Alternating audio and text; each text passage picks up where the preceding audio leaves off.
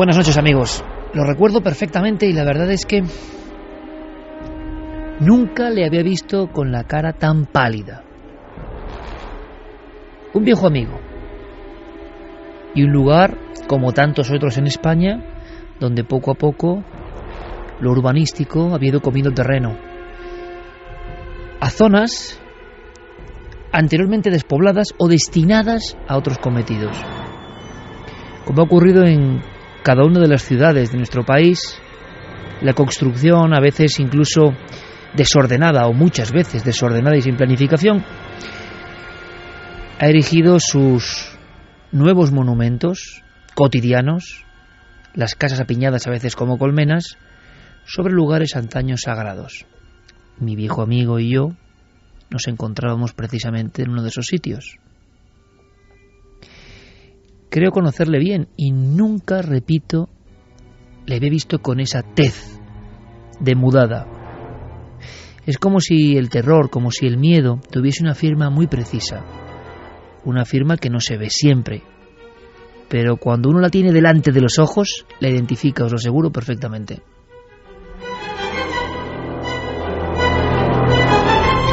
¿Qué había hecho mi viejo amigo y querido amigo para tener eso en el semblante? Unos minutos antes, tan solo un poquito antes, él había caminado solo por una especie de laberinto de piedra, de estructuras, de lo que había ahí en la antigüedad antes de que llegasen las calles, las plazas, las colmenas, el bullicio. En plena noche da la impresión de que aún algo de lo que fue vuelve a envolverlo todo. Evidentemente yo le pregunté lo que todos vosotros estáis pensando. ¿Qué te ha pasado, chico? Parece que has visto un fantasma.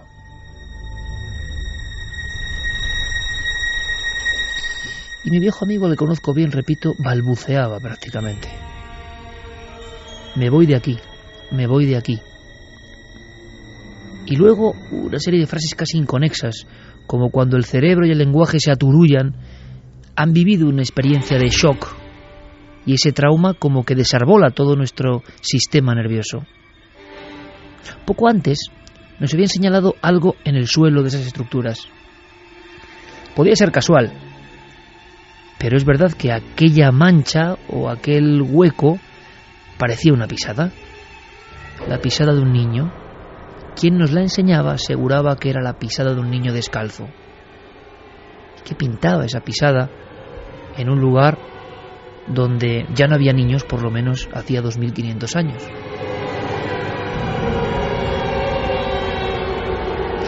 Y mi amigo quizás se envalentonó, tomó confianza, creyó que podía quizá encontrar algo, y se metió por aquella especie de laberintos de escalinatas, más allá de la huella hipotética del niño. Y al final de una especie de pasillo cubierto, todavía con piedras ensambladas por los mismísimos fenicios, se encontró a alguien que le observaba, le miraba. Y él pensó en alguna persona del equipo, porque ni mi amigo ni yo estábamos solos, aunque en aquel momento, en aquel sector viejo de la ciudad, sí que estábamos más o menos solos. Era como una sombra, alguien muy bajo.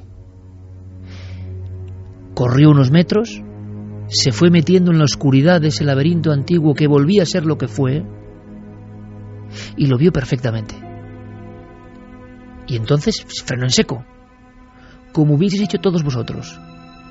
Porque ¿qué demonios hacía a las 2 de la madrugada en este sitio un niño?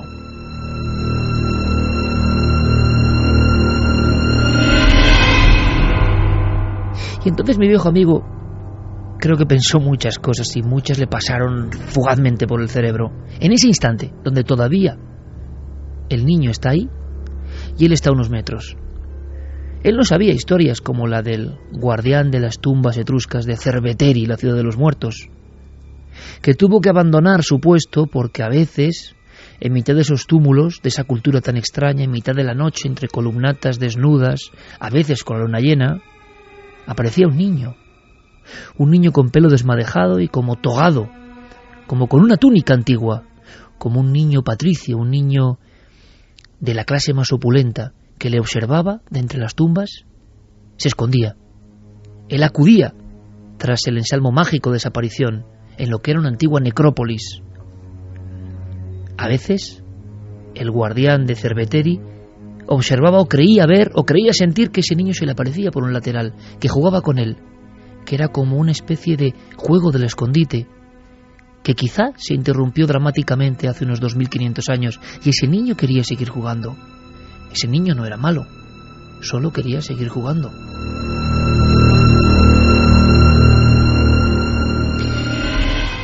Mi viejo amigo no sabía esa historia, ni sabía la historia de los guardeses de una de las necrópolis, de las 6 necrópolis que aún están en el casco antiguo de Cartagena. Patria, antigua Cartago Nova. Allí, uno de los monitores, cogiendo sus enseres, se encuentra con que ya se ha marchado todo el mundo, y sentado en una especie de taburete o cenotafio, estructura funeraria, se encuentra un niño togado también, un niño con túnica, y le sonríe, y luego desaparece. Y entonces la sensación de esa sonrisa es como distinta. No era solo una sonrisa, aquella mueca él la recuerda con absoluto terror. Sobre todo porque no era la única vez que había visto a ese niño, por lo menos en 3 ocasiones, rondando por las estructuras de la vieja necrópolis de Cartagena, ese niño había aparecido en la noche. Por supuesto, tampoco era el único que lo había visto. Y nada de eso sabía mi viejo amigo, pero su blancura, su estupor, su ojo alucinado absolutamente, muy abierto, la pupila dilatada, delataba que se había encontrado con algo increíble. Sobre todo el mayor temor lo tuvo al ser valiente, avanzar un poco más, llegar hasta la pared límite de aquella estructura antigua en la trimilenaria ciudad de Cádiz y darse cuenta de que ahí no había ya nadie, pero que no había salida, que no había posibilidad de escape, y que hacía unos 2 segundos un niño de carne y hueso, recto, mirándole solo a él, miradas enfrentadas a 30 metros, esperando algo, estaba allí, físicamente. Al llegar, a lotear en la oscuridad con sus manos, comprobar que no hay nada, nadie, ni posibilidad de escape. Y me decía mi viejo amigo, lo peor fue el retorno. Lo peor no fue ver la figura. Lo peor fue el retorno de más de 1 minuto, angustioso hasta la salida, donde el resto nos encontrábamos. Y donde nos encontramos también con su cara blanca. Chico, parece que has visto un fantasma.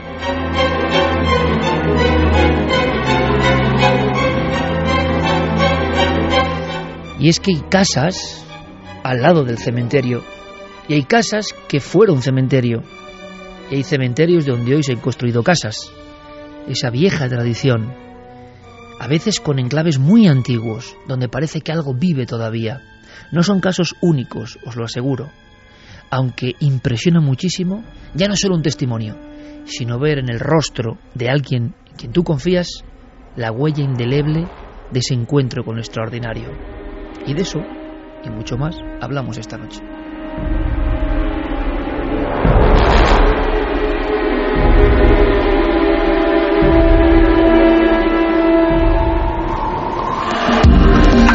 Nunca antes habías estado tan cerca de lo desconocido. Milenio 3. Cadena Ser.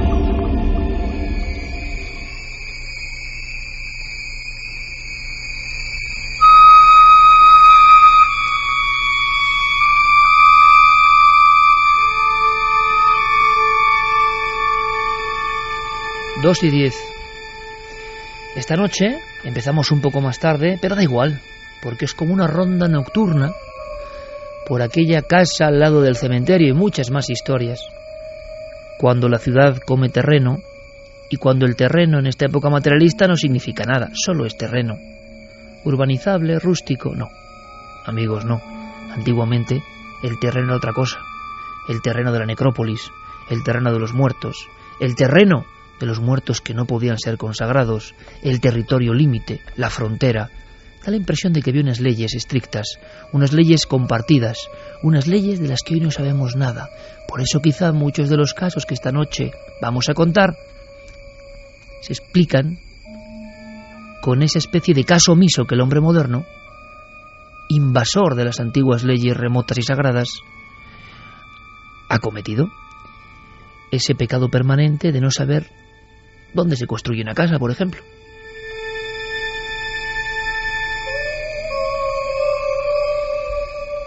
Tú sabes, y por respeto no voy a decir quién es este amigo, sí, pero esa cara tú la viviste como yo. Unos segundos después de encontrarme con esa cara, tú te encontraste con esa cara. Y es el retrato del que ha visto algo a solas, en un lugar muy especial, y que le cambia la vida, ¿eh? Y sobre todo, buenas noches, Iker, buenas madrugadas.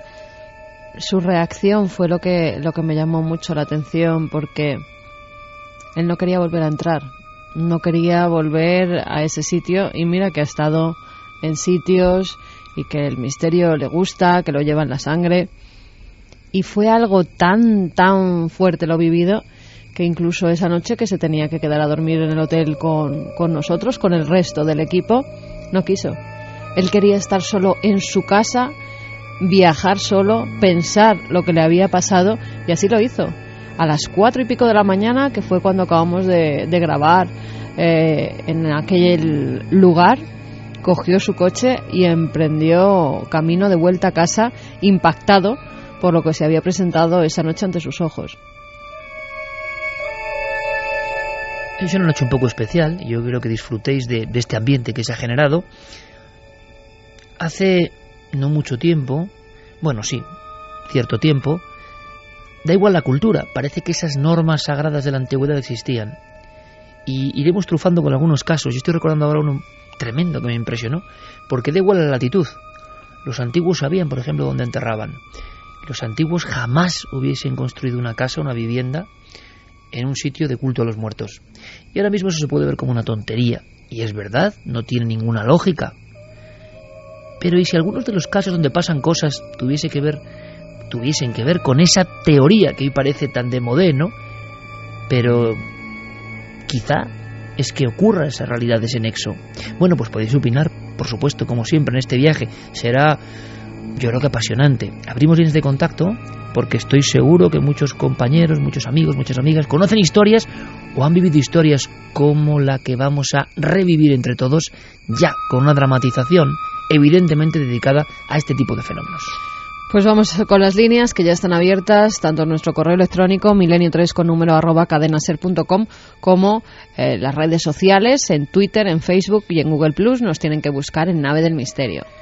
Guillermo León y Diego Marañón están encargándose de todo. Fermín Agustí en la producción, Noel Calero con estos sonidos tan especiales, Javi Pérez Campos, compañero, buenas noches. Hola, muy buenas noches. ¿Tú conoces las tumbas de los etruscos? Sí. ¿Pero has estado? No. Pues no te lo puedes perder, porque es uno de esos sitios donde parece que la delgada línea entre la vida y la muerte, bueno, es tan delgada que está difuminada, entonces uno no sabe ya ni lo que es vida ni lo que es muerte. Y yo muchas veces, filmando algunas tumbas etruscas, hace no mucho tiempo, yo me imaginaba en la historia que leí hace muchos años de ese guardés, y lo imaginé perfectamente a él, año 75, solo en una urbe como Cerveteri, 10 hectáreas, todo de tumbas, que bueno, para los etruscos no eran tumbas, ojo, eran casas de los muertos, es decir, las casas donde los muertos seguían viviendo y donde evidentemente no se podía edificar, no se podía hacer otra cosa. Es un lugar de culto que había tenido sus ritos concretos. Claro, al viejo Mateo casi nadie le creyó. Ya era un tiempo moderno, cuando él decía que algunas noches veía a ese niño. Era mucho mejor acusarle de demencia, locura, demasiado mayor. Pero no fue el único, y en España han ocurrido ese tipo de cosas. Santi Camacho, compañero, buenas noches. Buenas noches, Iker. Carataoces, buenas noches. Buenas noches. Luego vamos con un caso del archivo de Clara, donde también se indaga en la propia casa. ¿Recordáis casos donde la casa cerca del cementerio, hombre, y clásicos como Amityville, ¿no? Se hablaba de un cementerio de moribundos, de los antiguos indios. Pero en España, ¿recordáis casos con cementerio, casa al lado del cementerio? Yo creo que es el cine el que nos ha traído una de las imágenes arquetípicas que da miedo, que es la ventana y de pronto las lápidas y las cruces y la verja del cementerio demasiado cerca. Pero ¿hay casuística? ¿Recordéis casuística ahora, a bote pronto? Pues Belmez sí, está cementerio construida, antiguo. un cementerio antiguo. Lo que tampoco se habla, no es muy habitual, ¿verdad? Estos casos. Por eso, lo que traemos esta noche es muy especial. Es un caso arrancado, bueno, de la España no tan lejana, porque hablamos de mediados de los 90, pero fue tal el impacto, compañeros, que es uno de esos casos, a veces ocurre, ¿verdad, Javier?, que se envuelven en un malditismo que casi nadie quiere hablar, que todo el mundo quiere evitar, y no es por el tiempo, porque fue hace poco. Los testigos viven. Yo quiero que esta noche os sumerjáis también en esa dinámica. Tenemos dramatización, y yo creo que siempre es un buen momento para reflexionar, para vivir una historia. Y esta historia tiene que ver, y la hemos elegido por eso, de forma paradigmática con aquella casa al lado del cementerio. A veces ocurren cosas en los cementerios y no son culpa del terror norteamericano que vino después, sino que quizá entroncan con algo que está ahí de verdad. Por eso hemos hablado de las necrópolis más antiguas en nuestro país. Casi todas ellas tienen su historia de aparecidos, como si ellos siguiesen en su mundo. Un mundo que no es el nuestro. Mundos que quizá no se entienden. Esta historia ocurrió en Asturias. Y en su día yo seguí muy de cerca la crónica de todo esto. Y es verdad que el caso se quedó ahí. Le hemos pedido a Diego Marañón que indague un poco más, que sea fiel a lo que pasó y que nos metamos en aquella casa. Un hórreo. ¿Os imagináis un hórreo asturiano? ¿Y os imagináis una abuela y una nieta que viven solas en ese hórreo? La vida no ha sido fácil. Y se puso más complicada la vida todavía. Un hórreo que se llegó a llamar en su día el hórreo del terror. ¿Por qué? Vamos a descubrirlo. Dramatización de Diego Marañón en Milenio 3.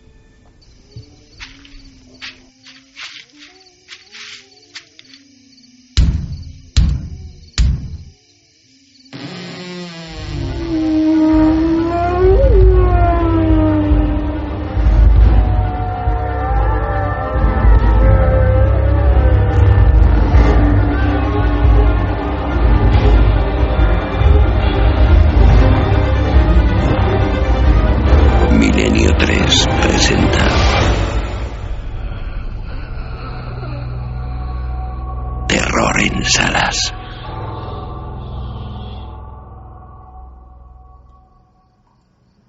Asturias, septiembre de 1996. Qué buenas están las cerezas, abuela. Se han dado bien este año, sí. En cuanto acabes, recogemos y a dormir, ¿eh? Come más despacio, que te van a sentar mal. Y vete al cajón y coge un paño, o te vas a poner las manos perdidas. Voy. A Inocencia le gustaba mirar a su nieta. Hacía un año que la niña había perdido de forma trágica a sus padres, y la anciana se había tenido que hacer cargo de ella. Ambas vivían ahora en un humilde hórreo de la parroquia de Salas, en pleno corazón del Principado. En cierto modo, el tiempo había ayudado a aliviar el dolor de aquella herida, o eso parecía mientras la pequeña se dirigía de manera resuelta a buscar el paño. Fue entonces cuando un ruido seco surgió del otro lado de la estancia. ¿Qué andas haciendo, criatura? Vas a romper algo. ¿No he sido yo? Se ha vuelto a caer solo, como ayer. ¿De qué hablas? Del Cristo, abuela. En efecto, un crucifijo que la mujer tenía desde hace años sobre una pequeña mesa cerca de su cama se encontraba ahora en el suelo, a varios centímetros del mueble. ¿No lo has tocado? No, de verdad. Yo solo he abierto el cajón. Ha pasado como ayer por la noche. El rostro de la anciana adoptó una repentina expresión a medio camino entre la extrañeza y la inquietud. Sabía que Laura no estaba mintiendo. Ella misma había sido testigo el día anterior de cómo el mismo crucifijo se arrastraba por la mesa sin que nadie lo empujase hasta acabar estampado en el suelo. Bueno, cógelo y ponlo encima de la mesa de la cocina. Allí estará más seguro. Igual aquí hay una corriente de aire. A Inocencia no se le daba bien disimular. Sabía que aquel supuesto viento no existía. Mientras veía cómo su nieta se llevaba la pequeña figura, la mujer, de firmes creencias religiosas, apenas musitó unas palabras. Santificado sea tu nombre. Venga a nosotros tu reino y hágase tu voluntad. Así en la... Inocencia y su nieta no tardaron en apagar las escasas luces que iluminaban las paredes empedradas del hórreo. Aquella noche, quizás sugestionada por los temores que ocupaban sus pensamientos, los sueños de la mujer se poblaron de pesadillas. En su nocturno paseo por la irrealidad, Inocencia recordó vivamente el terrible incidente que había ocurrido tan solo unos días antes. ¡Ay, Dios mío! ¿Qué es eso? ¿Qué ha pasado? Abuela, abuela, ¿qué pasa? Ven y dame la mano, Laura. Ven, no te separes de mí. Ya está. Cógete bien, ven. Vamos fuera. El cementerio se ha venido abajo. Es verdad. Se ha derrumbado el muro del cementerio. ¡Avisad a alguien! Se ha caído media ladera contra el hórreo de Inocencia. Mirad a ver si ella y la cría están bien. Abuela, ¿pero qué ha pasado? No te sueltes, mi vida. Ya salimos. ¿Estáis bien, Inocencia? Sí. No nos ha pasado nada, gracias a Dios. Hay ataúdes y huesos. Mirad dónde pisáis al salir, mujer. No mires, Laura. Ven. Dame la mano y no mires.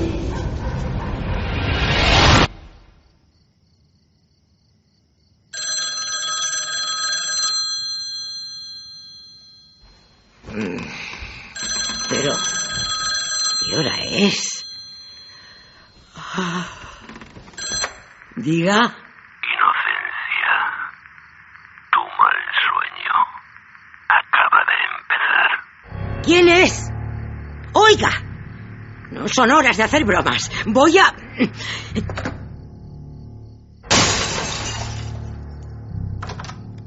Abuela, ¿qué es eso? ¡Ay, señor! El crucifijo ha caído otra vez. Laura, ven. No vayas sola a la cocina. Enciende la luz. La pequeña no solía desobedecer a su abuela, pero esta vez se adelantó, haciendo caso omiso de lo que la mujer le pedía. No es el Cristo, abuela. ¿Sigue ahí? Entonces, ¿qué? Con movimientos pausados, la anciana llegó junto a la pequeña. La niña tenía razón. La figura no se había movido de su lugar. Seguía en la mesa, junto a la ventana. Sin embargo, varios cristales aparecían a su lado. Mira, es un pájaro. Se ha estrellado contra la ventana. El pequeño gorrión daba aún sus últimos estertores bajo el tragaluz. La agonía fue rápida y apenas tardó unos segundos en dejar de respirar.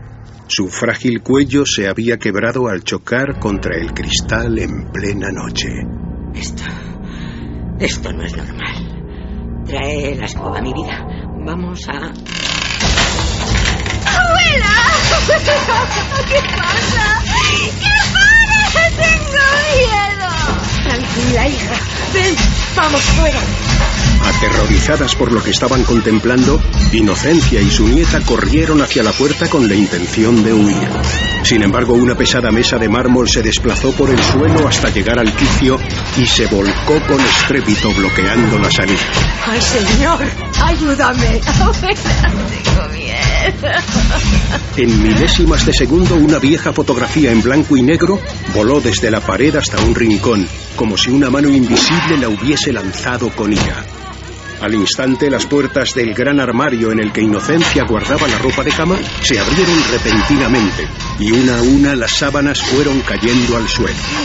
Los cristales se están rompiendo. La mujer miró en la dirección hacia la que apuntaba la niña y contempló, muda, cómo los cristales que protegían varias láminas enmarcadas se quebraban por la mitad, como consecuencia de la presión ejercida por una energía imposible. ¡Cuidado, Laura! ¡Agáchate! Inocencia palideció. Si hubiese tardado un segundo más en reaccionar, un cuchillo de cocina que había salido despedido desde la estancia hubiese alcanzado de lleno a su nieta. Por suerte y gracias al instinto protector de la mujer, la niña apenas había sido rozada. Ven, cariño, corre. Sal por la ventana. Yo te ayudo. Escúchame. Vete a casa de la tía Ángela y dile que pida ayuda. Coge la linterna y vuela. La pequeña pudo escapar de aquellas 4 paredes a través de un pequeño hueco que hacía las veces de ventana. Deslizándose por la piedra, alcanzó el suelo y echó a correr aterrada. En el interior del hórreo, la anciana solo acertó a cerrar los ojos y rezar con la esperanza de que todo terminase. Los pecadores, ahora y en la hora de nuestra muerte. Amén. Dios te salve, María, llena eres de gracia, el Señor es contigo.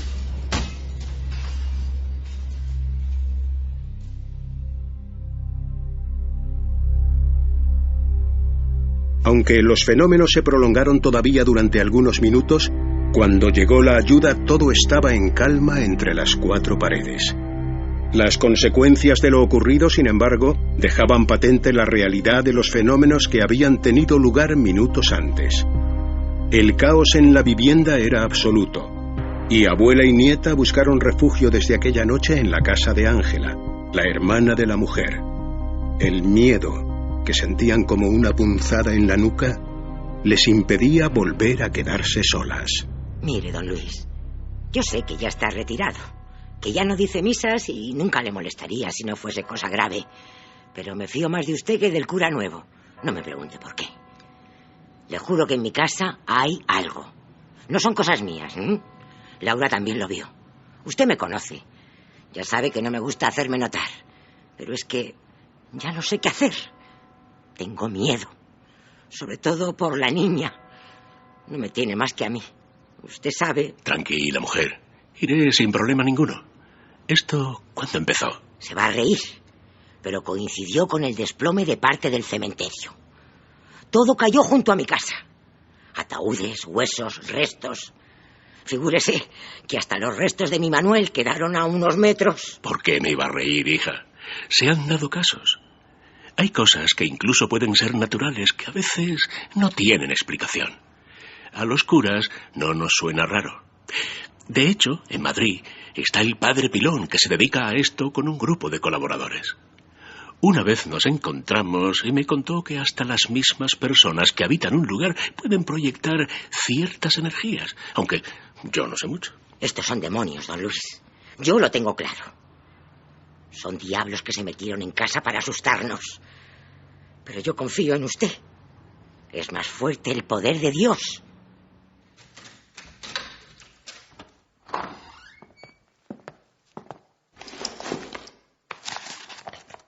En el nombre del Padre, del Hijo y del Espíritu Santo. Amén. La paz del Señor a esta casa y a todos los aquí presentes. Padre bueno, creador de la vida temporal y de la eterna, te pedimos que bendigas esta casa y a cuantos viven en ella. Que haya siempre en este hogar amor, paz y perdón. Fueron pocos los que dudaron a la hora de relacionar el desestabilizador incidente del cementerio con los extraños sucesos ocurridos en el hórreo. Lo cierto es que tras la bendición oficiada por el veterano sacerdote, los fenómenos no volvieron a repetirse. Han pasado casi 20 años, y por el momento nada ha vuelto a romper la paz de aquel escondido rincón en el norte de España. Un lugar que fue escenario del más puro terror, y cuyo desencadenante se reproduce una y otra vez. Es como una vieja ley que nosotros simplemente, observando estos casos, recordamos, apuntamos.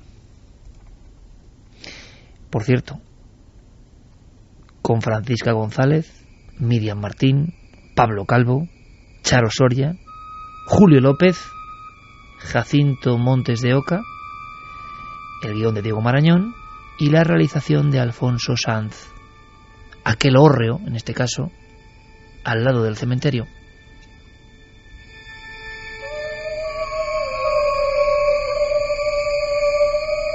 Cementerio, fenómenos, exorcismo, trama, nudo y desenlace. Pero con una violencia realmente espectacular, compañeros. Esa escena de las... salió incluso en la prensa local, las sábanas saliendo del armario, o el momento donde la venerable anciana teme por la vida. No es normal que ocurran estas cosas, ¿no?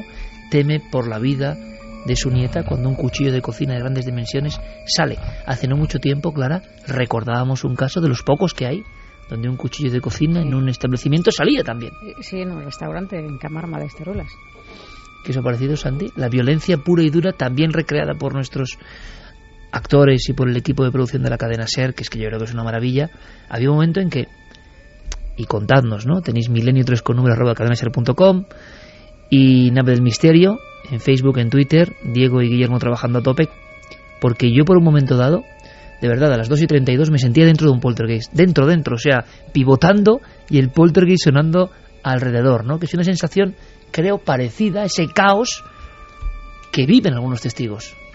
Sí, obviamente, y además fíjate que estas historias que, como muy bien decías, estamos acostumbrados a verlas en entornos de urbanizaciones suburbanas norteamericanas con bonitos jardines y automóviles en la puerta, pues verla en un entorno tan familiar, tan rústico, tan bucólico como es un hórreo asturiano, pues le da una dimensión de cercanía que hace que el impacto sea mayor, que no viva esa historia en el mundo mítico de Hollywood, sino que de repente se hace tangible y se hace próximo, presente. ¿no? Sí, como algunos casos que conocemos que se sitúan en hogares absolutamente normales, de bloques de pisos, de ciudades absolutamente impersonales, donde parece que no puede suceder absolutamente nada extraordinario y de repente sucede.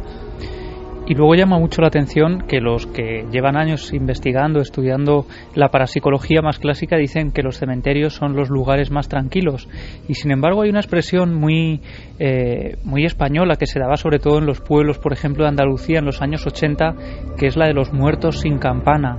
Esos difuntos que han sido mal enterrados o que a causa de un accidente su tumba se ha abierto y ha pasado como en este caso.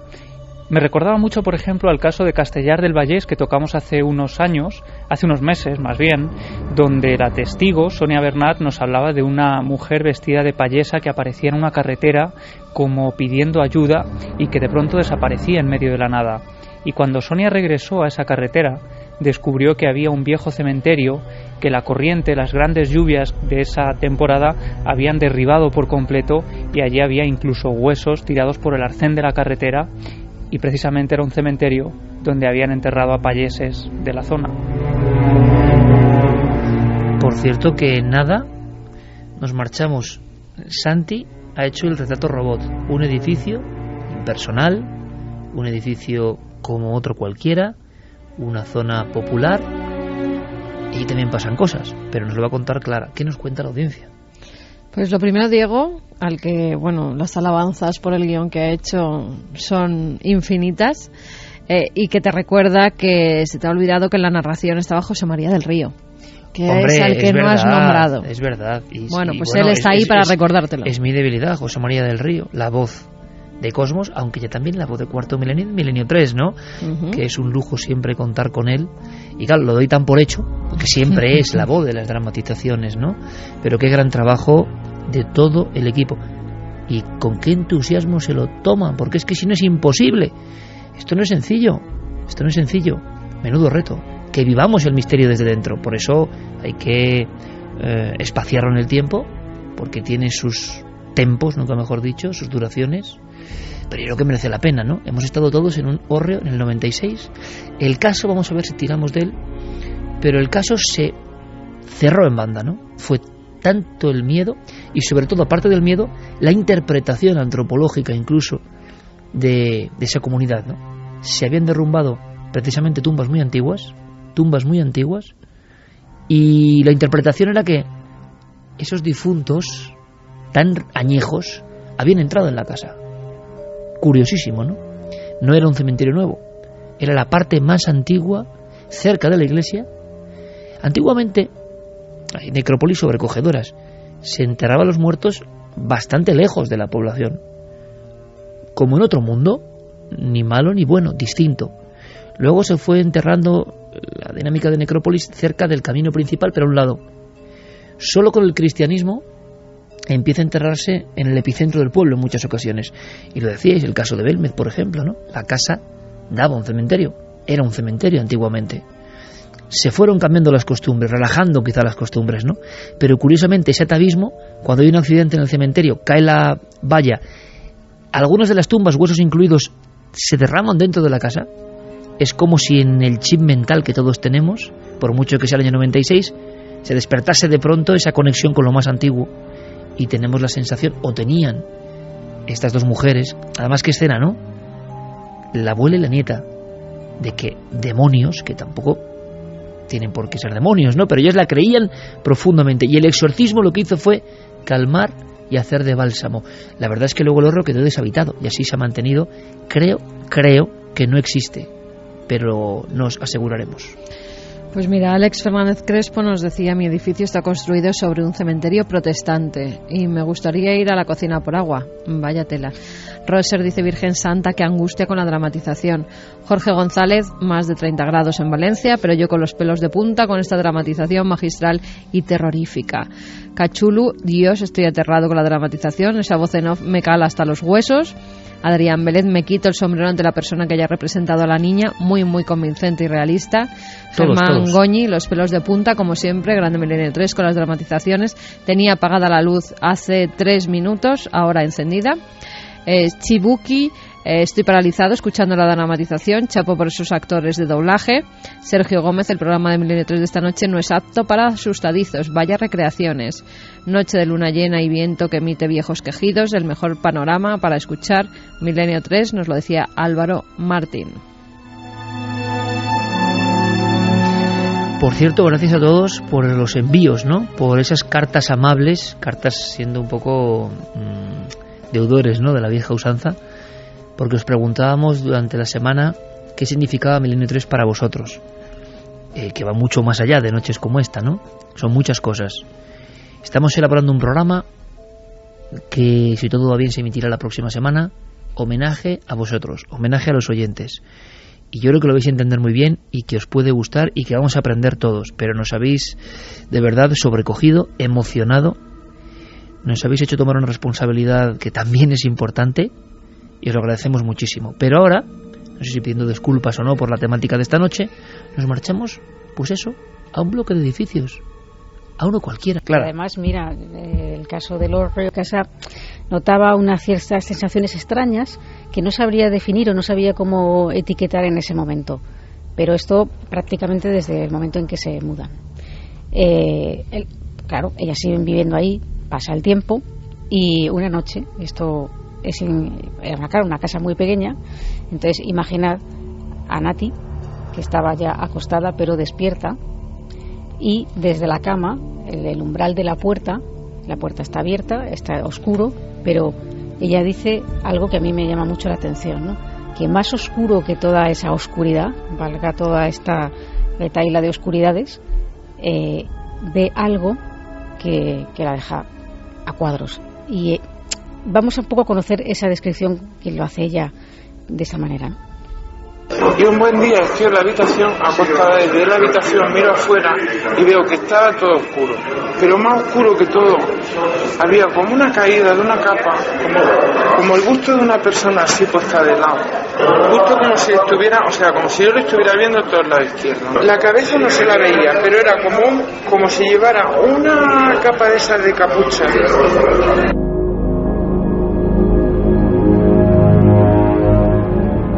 Como siempre, pedimos disculpas. Las grabaciones de Clara in situ sobre el terreno para su archivo, no para ser emitidas. Nosotros nos tomamos esta licencia porque creo que siempre es más auténtico escuchar a la voz protagonista, ¿no? Dice, Javier Pérez Campos ha soltado una expresión. El enlutado. Es que precisamente la descripción que nos hacían dos jóvenes que en una carretera de Córdoba, cuando volvían de Palma del Río, si no me equivoco, de pronto se topan con una figura oscura, encapuchada, con una especie de capa, y la descripción que hacían ellos era: aquello era más oscuro que la propia noche. Que yo creo recordar, Santi, que hemos contado alguna vez esa percepción en mitad de la oscuridad, una oscuridad que siempre los ojos se acaban habituando a ella. Todo nos ha pasado en una habitación que es nueva, que no conocemos, y en el umbral de la puerta, esa oscuridad que se vuelve claridad, de repente irrumpe algo mucho más oscuro y más negro. Pero fijaos la descripción también, ¿no? Ve el lado izquierdo de una capa, como algo flotando, Me imagino que esta mujer en un principio quizá se tuvo que frotar los ojos, aunque cuando pasan estas cosas uno creo que quiere llamar poco la atención.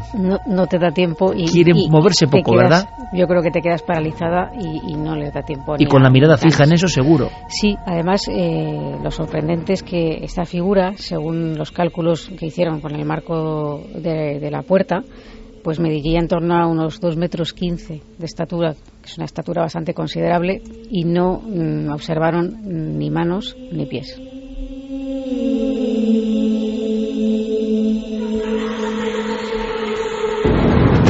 Ni manos ni pies, y sin embargo estaba de perfil, una especie de ensotanado que mostraba su perfil, quieto completamente. Sí. Lo siguiente que ocurre es que, bueno, al día siguiente ella comenta esta historia con Claudia, le dice lo que le ha pasado y Claudia no le cree. Le dice que, bueno, pues esto son imaginaciones tuyas, lo habrás soñado, en fin, estas cosas, pero Nati estaba absolutamente convencida. Y va pasando el tiempo y Nati conoce a una sensitiva, no profesional, que no en ningún momento pasaba consulta ni nada de esto. Y en estas conversaciones que mantiene con ella, pues le dice que si tiene alguna inquietud, que si quiere saber alguna cosa, que si puede ayudarle en algo. Y entonces ella en ese momento no tenía ninguna, excepto la casa. Y así se lo hace saber. Sin explicarle nada, le dice, bueno, tú podrías ver algo de la casa donde estamos viviendo ahora. Y bueno, esta mujer lo que le dice es que en esa casa había alguien. En esa casa se había cometido un crimen y que un hombre había muerto a su mujer y que posteriormente él había muerto. Y entonces él estaba, esto es lo que decía la sensitiva, ¿no? Que él estaba anclado a ese lugar y que no pensaba marcharse y que pues tenían que hacer algo, pero que no sabía exactamente de qué manera podía ayudarlas. Hombre, viendo esto, a veces uno piensa que el remedio es peor que la enfermedad, porque con toda buena fe le pueden aún aconsejar en ámbitos tan espinosos, pero si lo que le responde a alguien con toda su buena fe y tú has visto de verdad ese ensotanado de perfil bajo el umbral de la puerta y te dicen que ha habido un crimen, yo no sé al final si lo mejor es ir de la casa cuanto antes, pero por simple salud mental, vamos. Sí, o quizá intentar ignorar o no conocer esa historia, pero claro, no es fácil, ¿no? Una vez que te han dicho eso, cuando tú ya tienes conocimiento de algo así, aunque no tengas la comprobación, lógicamente lo que quieres es comprobarlo. Esto es lo que sucede. Ya se les pone muy mal cuerpo y ya pues una cierta inquietud, ¿no? Un cierto miedo. Y intentar indagar un poco el pasado de la vivienda, que si había ocurrido algún hecho extraño allí, si había alguna historia que digna de contar, ¿no? Porque habían sido varios los propietarios que habían pasado por allí. Bueno, inexplicablemente, si es que no había ocurrido nada, los vecinos no querían hablar del asunto y evitaban contestar. Pues hubiera sido muy fácil decir no, por Dios, aquí no ha ocurrido nada, ¿no? Pero no daban la callada por respuesta. Y así nos lo contaba. Es que le hemos preguntado a los vecinos y nadie quiere hablar de estos vecinos. No lo sabemos. El portero tampoco. Sí, como hablábamos antes, algunos tabú, algunos silencios son muy herméticos, se apoderan de una circunstancia y nadie quiere decir ni mu, ¿no? Conservando el secreto incluso durante generaciones. Sí. De lo poco que pudieron averiguar es que uno de los propietarios anteriores había querido hacer un dúplex, pero de una manera un poco extraña, porque claro, él pretendía cavar hacia abajo, sobre todo en la parte del patio, pero también en algunas zonas del salón, y hacer construir una especie de dúplex, una cosa un poco extraña, ¿no? Y dicen que durante semanas los vecinos, los que pudieron hablar y dieron un poco la cara, vieron cómo salían sacos y sacos de lo que ellos pensaban que eran escombros, hasta que en determinado momento las obras se paralizan, la casa se precinta y se empieza a especular con que quizá había encontrado algo más aparte de los escombros.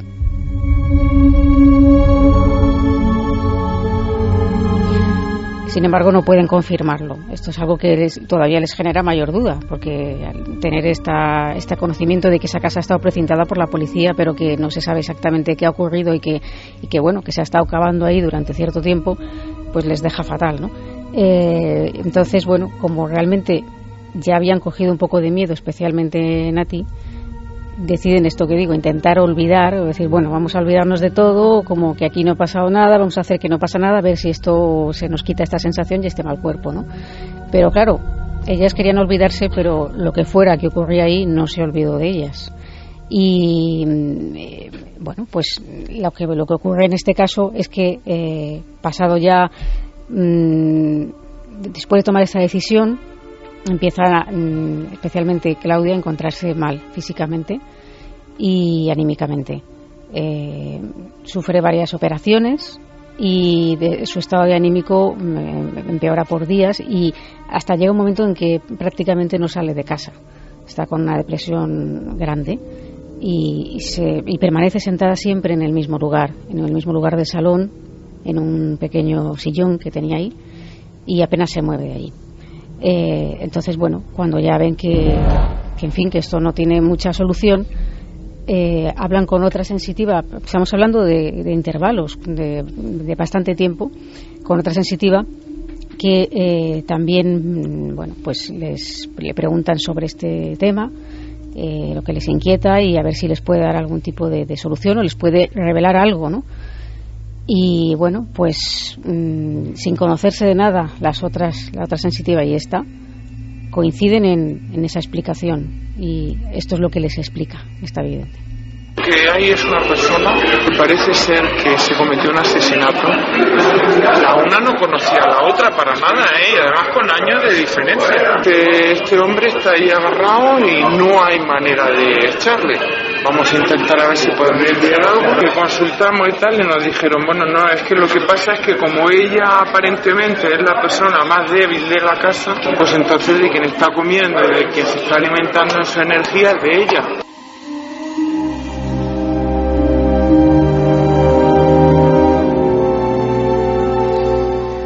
Javi y Carmen ponían ahora un gesto, porque esto sí que es un elemento que no parece habitual. Dos sensitivas a lo largo del tiempo. O es que las sensitivas siempre cuentan lo mismo, opción A, o realmente coincidían en un crimen con personajes idénticos. Y luego añadía una cosa esta mujer, no sé qué os parece, Carmen, Javi, que lo que se aparecía se apoderaba de la persona más débil de la casa y le estaba enfermando. La teoría de que la casa puede enfermar. Es una teoría muy antigua, ¿no? Que los malos espíritus se pueden meter dentro del cuerpo de alguien. Sobre todo suele ser el menos crédulo, no la persona que tiene esas visiones, que parece ser que es la que conecta. El menos crédulo. Exactamente. El que desconfía, el escéptico, y que empieza a enfermar. Exacto, y empieza a enfermar. Yo no sé, muchos tratados de parapsicología dicen que para hacerse él más fuerte, es decir, para que ese supuesto ente, ese supuesto espíritu coja cierta energía y poder pues provocar mayores fenómenos poltergeist, apariciones para que ella la vea ese espectro más gente. Esas son las teorías que se decían en la antigüedad. En teoría, pero que curiosamente tienen como un renacer con muchos casos, como decíamos, en pleno corazón de Madrid, en un edificio impersonal. Y yo me estoy preguntando, queriendo sin querer, qué presión, qué agobio diario. Estas dos personas, imaginémoslo, por favor, que están recibiendo estas informaciones que coinciden y que tienen que dormir cada día en esa cama. En los años 70 Roger Laforest hizo ese famoso libro Casas que matan, donde analizaba precisamente algunas casas que enfermaban a sus moradores. Y precisamente ahora me estoy acordando también de una historia que cubrimos hace tiempo, que es la del edificio maldito de Valencia, donde muchas personas habían muerto generalmente a consecuencia de un desequilibrio psicológico. Era gente débil, gente que acaba suicidándose, gente que ha tenido problemas mentales y acaba matando a otros, accidentes en ocasiones también, gente que en depresiones se quita la vida. Y llegamos a dar con un dato revelador junto a un cronista de Valencia, Rafael Solar, que decía que justo allí se había establecido un cementerio de la peste en el siglo XV y en el siglo XVIII también, y que allí pues, posiblemente había enterramientos de la peste. Justo allí era donde se alzaba ese edificio que había acabado ya con la vida de 10 personas. ¿Y cómo acaba esta historia, Clara? Bueno, pues lo primero que hicieron fue limpiar la casa de la manera que esta mujer les dijo, que tampoco les cobró, pero también hay que resaltarlo, pues utilizando remedios populares que todos los oyentes seguramente conocen, pues que si poner flores blancas, que si limpiar la casa con agua de mar, que si colocar incienso, etcétera. Pero bueno, aunque esto pues les alivió un poco, la que yo aflojó, pero no del todo, es decir, ahí seguían pasando cosas. Y al final ellas mismas empezaron a pensar, ¿no?, a buscar una solución dentro de la ilógica, ¿no? Y es que si alguien estaba enfermando, quizá era que tenía que ver con el recinto, ¿no? Algo más allá, aparte de lo que sería esa supuesta visión o ese supuesto espectro que presuntamente habitaba allí, ¿no? Y lo que hicieron fue contactar con un amigo suyo que realizaba mediciones de tipo geobiológico, precisamente buscando líneas Harman y cruces de esas líneas Harman con fallas o con corrientes subterráneas, y estuvo haciendo unas mediciones en la casa y llegó a la conclusión de que efectivamente había una serie de cruces de esas líneas Harman con corrientes de agua subterránea que además incluso coincidían con el lugar donde esta mujer, que empezó a deprimirse, se sentaba y pasaba horas y horas y horas. Hablábamos antes, Santiago, de un conocimiento antiguo seguro en la estructuración del mundo de los muertos. No hay más que irse a culturas madre. Todos tenían su mapa de los muertos, y yo esto lo he contado en 20.000 ocasiones. La semana pasada hablábamos del fenómeno Slenderman, que por cierto ha habido otro intento de asesinato con el tema de Slenderman, y repetimos que por supuesto que es un mito creado en Internet, pero ¿los mitos los creamos? ¿Seguro? ¿Somos independientes? ¿O hacemos lo que emana de ello, real más comprimido, esta noche milenaria, pero creo que muy interesante, que al final estamos como no desbrozando, yendo al epicentro del mito para ver que el mito tiene una realidad a veces superior a lo que consideramos real, ¿no? Pues mira, Tatiana López decía, en Elche hay un piso donde descuartizaron a una mujer hace unos años. Yo vivía en el piso de delante y meses después, cuando no residía nadie en ese piso, se encendían y apagaban las luces a la vez de 2 habitaciones. No había nadie porque precintaron la vivienda. Luis Cortés Benítez, yo vivo en una masía detrás del cementerio de Reus, donde el general Prim, y la verdad nunca me ha dado miedo, pero sí lo he respetado siempre. Gabriel Lázaro, yo vivo cerca de un cementerio y lo van a convertir en un parque, y la verdad que no inspira tranquilidad pasear por ahí. Cuando lo inauguren os mandaré fotos. Azahara nos dice que hay un parque construido encima de un cementerio, el Parque de los Muertos, le dicen los niños. Mr. Garrix, me tenéis en la cama con un ojo medio abierto. En mi pueblo, Quesa, hicieron unos pisos encima de un antiguo cementerio. Jorge González, algo más oscuro que la propia oscuridad. Yo he visto eso y acongoja mucho y más. Bueno, yo creo que tampoco hay que tomar ningún temor a un cementerio, ¿no? Pero lo que es cierto es que hemos perdido esa especie de cartilla de origen, de modo de empleo, vamos a decirlo así, que los antiguos llevaban a rajatabla, y da la impresión de que hemos perdido algo, ¿no?, en el contraste, y que ahora se trata pues como una zona más de la ciudad, y a veces hay sorpresas. Bueno, ahora todas las noticias, y nosotros luego volvemos con conspiración y mucho más misterio aquí en Milenio 3.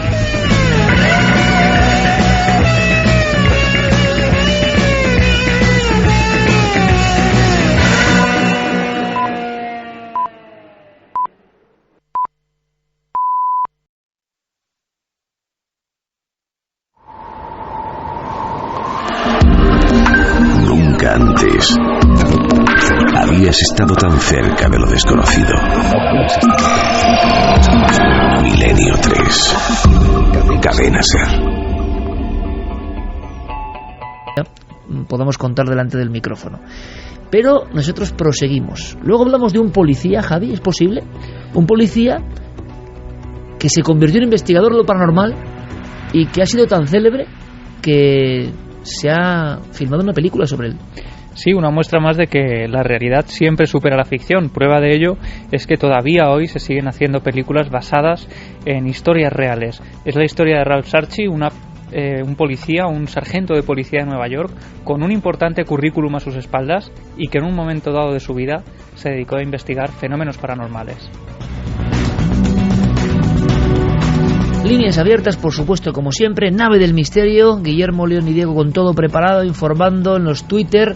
El comandante de la Sana, Guillermo León, nos tiene a todos absolutamente enganchados a lo que ocurre en el espacio o en el ciberespacio. Nave del Misterio, navedelmisterio.com, ikerjiménez.com. Y por cierto que yo miraba a Clara, yo lo voy a decir, yo sé que...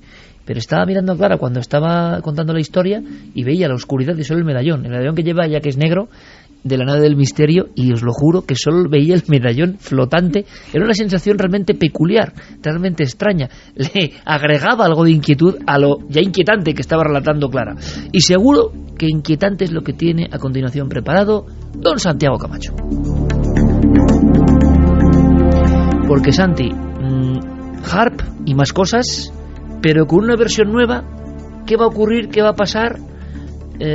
Somos todo oídos.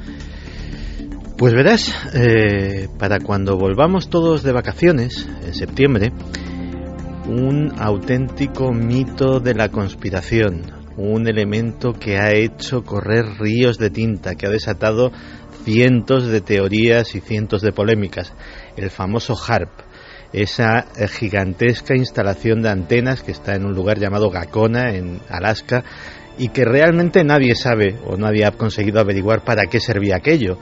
Uno de los lugares, si hiciésemos, Santi, permíteme este inciso, un ranking de lugares concretos de la conspiración, Área 51, HAARP, poco más, ¿no? Sí, bueno, ese. Torres Gemelas.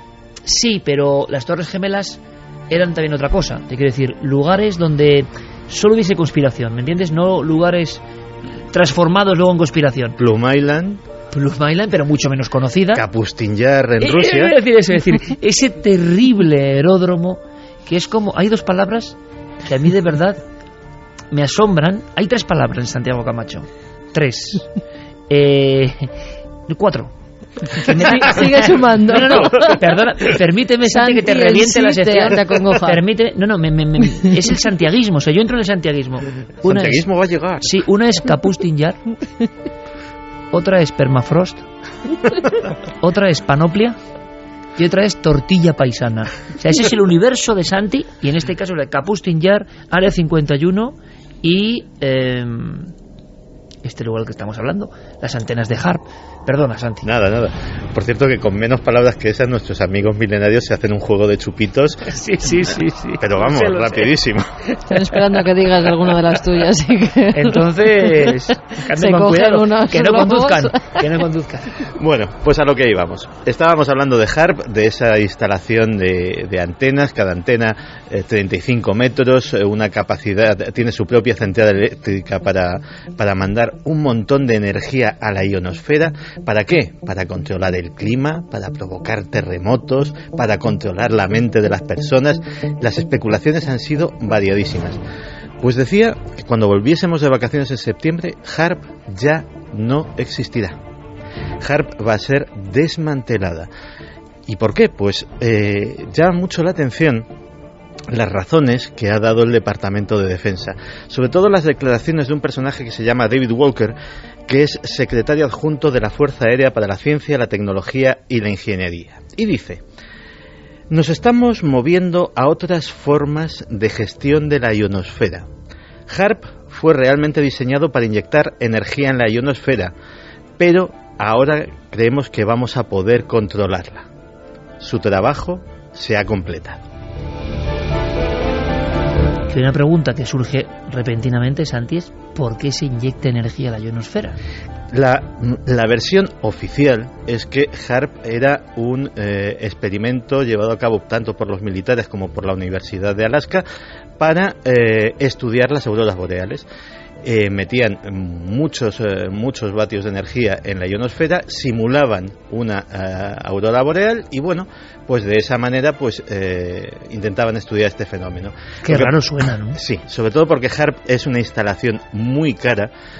Se cree que costó $300 millones y caramba, para $300 millones para estudiar las auroras boreales a la gente se le hace un poco cuesta arriba creerlo. Había una versión menos conspiranoica, pero ya no tan oficial, que decía que podía ser probablemente un sistema de comunicación con los submarinos nucleares. Los submarinos nucleares, que son una de las columnas vertebrales de la defensa estadounidense, que son objetos que pueden llevar armamento para arrasar por completo un país, tienen una pequeña pega. Cuando están sumergidos están completamente incomunicados. Ahí abajo no llegan las señales de radio. Entonces a lo mejor HAARP era un transmisor lo suficientemente potente o utilizaba unas bandas de frecuencia lo suficientemente penetrantes para poderse conectar con ellos. Y luego, objetivamente, Santi, por tanto, nadie ha penetrado a día de hoy, siendo un término tan conocido en la conspiración, y tú lo puedes decir con toda la honestidad de siempre, nadie ha logrado penetrar en todo este tiempo y en esta época de superinformación en saber de verdad. O sea, se ha sabido lo que hay más o menos en el Área 51, se ha sabido casi todo de todos los sitios, y HAARP ha seguido hermético.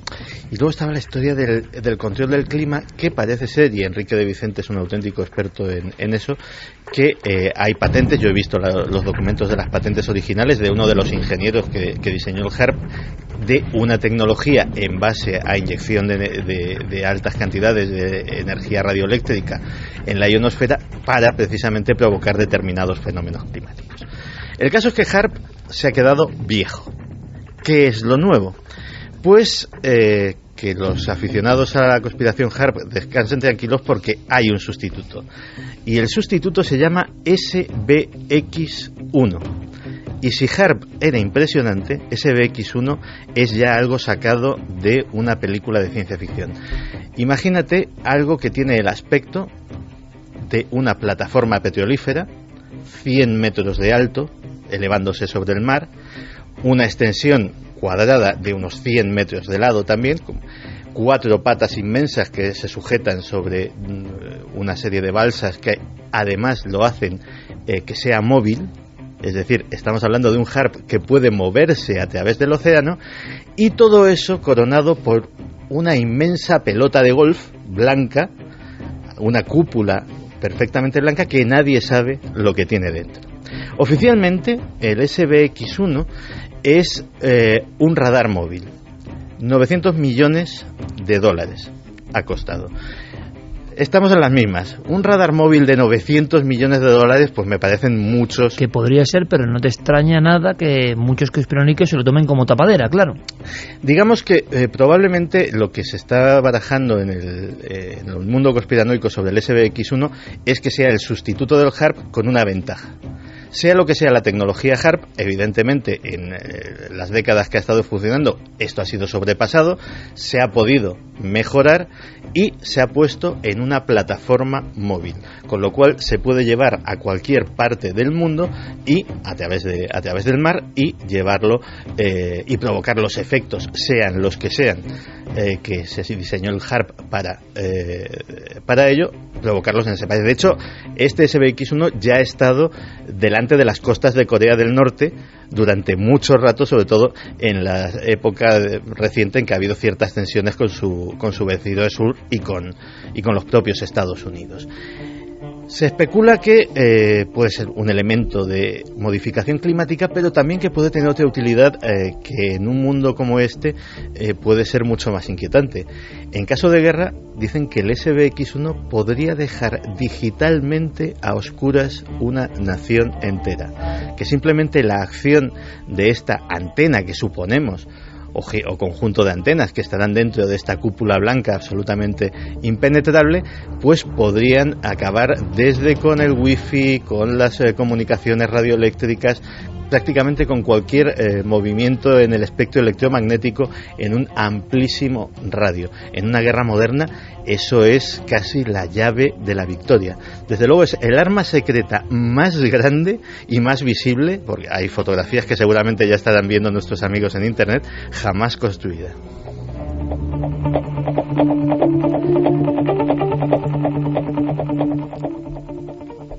Pero se han quedado cosas, aparte del HAARP, viejas, pues algunas muy evidentes. Fíjate, hablábamos antes de esos submarinos nucleares. El otro pilar de la defensa estadounidense y de la soviética son los misiles balísticos intercontinentales.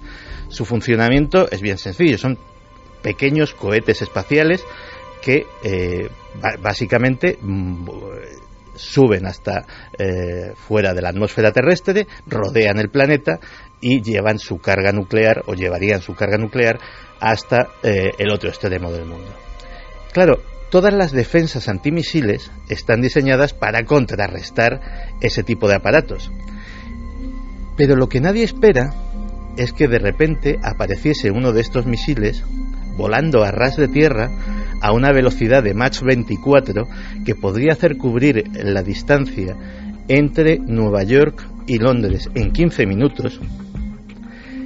Todo ello dentro de la atmósfera terrestre. Y claro, uno dice, pero esto es imposible, con un misil convencional no se podría hacer. Hay un nuevo desarrollo que se llaman los Ramjet. Los Ramjet son un nuevo sistema de propulsión basado en los reactores convencionales, pero muchísimo más sofisticados, que permitirían estas velocidades tan grandes. ¿Y cuál ha sido la primera aplicación? Evidentemente, montar una cabeza nuclear con su propio ramjet teledirigido, que sería absolutamente imposible de interceptar en el aire. Todas las defensas están preparadas para que el enemigo venga, digámoslo así, desde el espacio cercano, pero desde el espacio. Pero nadie se espera que la muerte en forma de cabeza nuclear venga prácticamente a ras de suelo a una velocidad absolutamente inusitada, Mach 24. Pues esos misiles balísticos intercontinentales pronto serán historia también. Y otra cosa que se ha quedado vieja en el mundo de las armas secretas son esos conceptos del supersoldado. Uno, cuando accedía a información... Que era nuevo hace nada. Era nuevo hace nada. Esas exoarmaduras, esos exoesqueletos que daban superpoderes, esos experimentos genéticos, pues parece ser que las cosas ahora van por otro lado. El lado de la farmacología. Parece ser que DARPA está muy interesada en el desarrollo, ya lo tendría prácticamente desarrollado, si no ya en fase experimental, de una cosa que se llama la orexina A. La orexina A sería un spray nasal, para hacernos una idea. Ese sería su formato en el que se administraría. ¿Has dicho spray nasal? Sí, se administraría a los soldados como un inhalador nasal. ¿Y cuál es su objeto? Un par de pulverizaciones, y un soldado agotado inmediatamente tendría la sensación de haber dormido 8 horas de sueño reparador, absolutamente libre de fatiga. Sería el estimulante definitivo. Tanto es así que uno de los temores del Departamento de Defensa, prácticamente de las certezas, es saber que esto tarde o temprano va a llegar al mercado negro, porque es algo tan atractivo como narcótico, como estupefaciente, que evitar la filtración ahora mismo es su mayor empeño. Crear soldados que no se cansan nunca. Y la otra rama de experimentación para crear estos supersoldados es algo que Carmen ha tenido en la cabeza: el casco de Dios. Que ya contaremos por qué Carmen ha tenido el casco de Dios en la cabeza, ¿no? No lo hemos contado, ¿no? Ya lo contaremos. Ya lo contaremos, sí. Claro, hemos hablado aquí muchas veces de ese casco de Dios, que es un montón de electrodos que te los pones en la cabeza y sirven para estimular determinadas áreas del cerebro.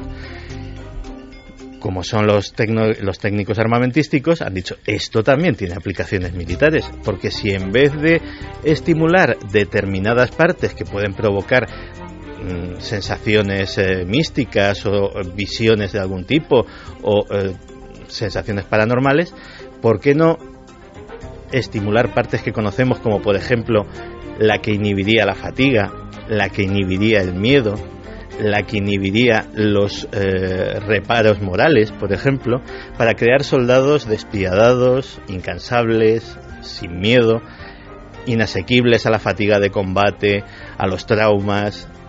Poco robots humanos también. Robots humanos.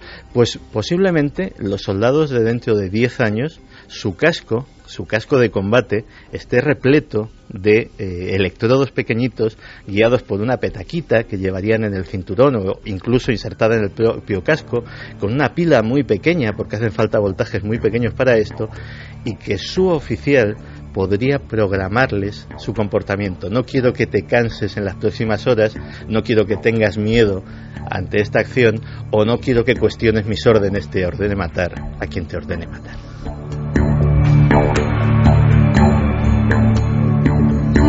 José, decirle a Santi que cosas que tú mismo has contado en este programa hace no tantos años, como novedad absoluta, los exoesqueletos, las carcasas que convertían a un hombre en un superhéroe, resulta que, oye, también la moda y lo de modé también ocurre en el mundo de la conspiración.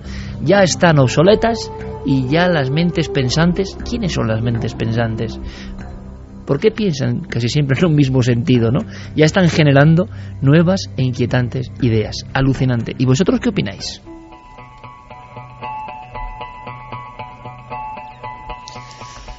Pues muchas cosas. La verdad es que se han quedado muy callados mientras Santi se explicaba todo esto, porque claro, no se lo podían creer. HARP acaba. Bueno, a ver, Santi, si tienes razón. Apolinio, han puesto además la foto a la que se refería. Apolinio nos decía: no quiero ni imaginarme a qué destinará el dinero del HARP la defensa de Estados Unidos, qué maquinarán. Maru, desconectar a un país entero es llevarlo al caos, destrucción y sin gastar ningún tipo de armas. Preguntan también, Santi, por otro tipo de conspiraciones de hoy en día, a ver si en verano se va a saber algo o no. Mortadelo Gámez dice: ¿qué opina, Santi, de la muerte de Rockefeller, hijo? ¿Venganza por el vuelo de Malaysia Airlines? Pues mira, lo investigaré este verano, porque no te creas que es un tema del que esté ahora mismo muy informado. Sí, el bisnieto de lo sé, pero vamos, se ha estrellado en una avioneta. Que no conozco la posible vertiente conspiranoica del asunto. Que decían que tenía algo que ver, ¿no?, con la desaparición del vuelo de Malasia, y entonces lo relacionan, es lo que se han cobrado, la vida de este... ¿Y esto quién lo preguntaba? Lo preguntaba Mortadelo Gámez. Ajá, muy bien, curioso nombre. También dicen Darbox, María José Pulido, José Flechillas, que se te ha olvidado una palabra clave de las de Santi. ¿Cuál? Croatoan. ¿Verdad?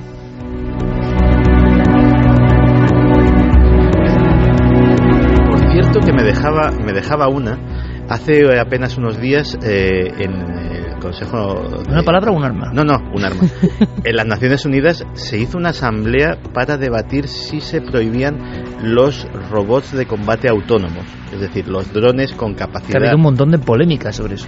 Bien, también, claro, cuando pensamos en los robots de combate autónomos, pensamos o bien en los drones que vuelan, o bien en esos tanquecitos oruga pequeñitos que van armados con una ametralladora. Todo eso también está pasado de moda. Ahora mismo la última moda son los Mechanimals. Animales, o mejor dicho, robots en forma de animal, que se diseñarían para diversas cosas, algunos de carga, algunos también con capacidades homicidas, y que, por ejemplo, se usarían como en guerras contra insurgentes, como arma psicológica. Imagínate una especie de fiera mecánica de 4 patas, con garras, con dientes, que poco a poco va escondiéndose en los bosques o en los desiertos y que va acabando con tus hombres uno a uno, causando el pánico. O sea, una versión 4.0 de la bestia del Gabaldón. Exactamente. Pues ofensivamente no es un arma, es un arma terrible para el que le toca, pero evidentemente se va a desbaratar un ejército, a no ser que tengas una cantidad inmensa de estos dispositivos, que además son muy caros. Pero se especula con que como arma psicológica para sembrar el pánico en una tropa de insurgentes, en una tropa de guerrilleros, puede no tener precio. Ese puede ser una de las armas del futuro, el Mechanimal. Muy atentos este verano con las pistas, ¿no?, que deja Santiago Camacho. Mechanimal, el nuevo HARP, las siglas eran SBX-1. SBX-1, y luego el spray era... Espérate, que ese sí que ya no me lo sé de memoria. Orexina A. Todas estas cosas que parecen increíbles, yo os lo digo, querida audiencia, me he ido acostumbrando con el paso del tiempo a que, tomadas a veces como así de soslayo, con cierta risilla, o bueno, las cosas de Santiago Camacho, casi todas las cosas que he ido contando Santiago Camacho, que tuvo, creo, una de las primeras secciones en Milenio 3, 2002, que era el mundo de las conspiraciones, yo diría que el 90% de las cosas que he contado Santiago Camacho, con el tiempo, han pasado de ese mundo oscuro, o mundo aparentemente fuera de lo convencional, que está fuera de lo convencional, y se han ido posando con diferentes formas de aterrizar en las portadas de la prensa convencional. Y las personas han hablado de esto bastante después. Y Santiago Camacho siempre ha sido un pionero en lanzar términos. Esta noche ha lanzado unos cuantos. Yo estoy seguro que eso, quizá por desgracia, se va a convertir en noticia. Pues ese inhalador, para muchos, y ahora además que tenemos muchos estudiantes escuchándonos, decían, un chute de eso del mercado negro lo compramos donde sea, doping, para que así nos deje estudiar. Es una hormona, la tenemos en el cuerpo. De hecho, la gente que padece narcolepsia sufre precisamente de carencia de orexina. Pero si se administra, como todas las hormonas, pues puede servir para controlar todo el metabolismo. Términos de verdad que hay que aprender y apuntar, porque luego sí, cuando salen en la prensa convencional o en los medios convencionales, aquí se dijeron años antes, entonces sí, ¿no? Entonces sí. Bueno, pues aquí tenéis unas profecías, yo creo que indudables, haciendo un estudio de la década larga que Santi lleva contando cosas que luego se cumplen, ¿no? Algunas para bien, porque son avances, visado para el futuro, y otras para mal. Os voy a poner un poco una pregunta trampa a todos, quiero una respuesta rápida, ¿vale? Porque viene Diego Marañón con un reportaje que es interesante, un reportaje que habla de un término, regresiones. ¿Qué opinas de las regresiones, Santi? A mí las regresiones me parecen muy interesantes, sobre todo, aparte de las regresiones a otras vidas, empleadas, por ejemplo, en el tema de las abducciones, tema que a mí personalmente... Pero se ha quedado un poco como también de moda, quizá. El reportaje, Diego Marañón. Holotrópica en 4 tiempos, que se hace prácticamente en los talleres de yoga, y después de esa experiencia se hace un entrenamiento regresivo con la respiración, y con un entrenamiento se consigue fácilmente el potencial, ¿no?, de revivir experiencias pasadas. Los estudios parecen demostrar que este tipo de visualización no es solo una herramienta productiva y terapéutica, sino que además permite experimentar percepciones elevadas y trascendentes. Sin embargo, hay quien tiene todavía ciertos reparos a la hora de someterse a este tipo de terapias por miedo a unas posibles consecuencias peligrosas. Peligroso no, lo que pasa que el pasado pues no solamente es un pasado de rosas, sino es un pasado de sufrimientos. Entonces, claro, a veces el destapar algunas experiencias dolorosas necesariamente para oxigenarlas y evolucionar olvidándolas, pues lógicamente produce un pequeño dolor, pero peligroso no es. Después de casi 20 años de investigaciones, Vicente Ortiz ha recogido multitud de casos que parecen avalar una pervivencia energética después de la muerte. Por eso él prefiere hablar de energía en lugar de alma, y por eso, en su discurso, sustituye el concepto de muerte por el de tránsito energético. Cualquiera sabe hoy en día que todo es energía. A partir de Einstein ya se demostró que la materia es una forma de energía y los humanos en el cuerpo presente es una forma de energía también. La energía ni se crea ni se destruye, se transforma. Y como nosotros somos parte, como la misma materia, de la energía, pues nos transformamos. En el futuro la física nos va a dar muchas más pistas de la pervivencia de la energía y de la pervivencia de la materia del cuerpo humano y de sus componentes espirituales que la propia teología, ¿no? Entonces yo creo que la física es la que tiene muchas posibilidades de darle sentido a este tipo de experiencias, ¿no?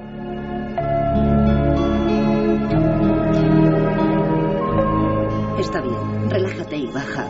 Baja el brazo, que descanse cómodamente. Reclínate. Tienes que estar cómodo y relajado. Confía en mí. ¿De acuerdo? Cierra los ojos. Ahora presta atención. Escucha los sonidos que flotan por la habitación.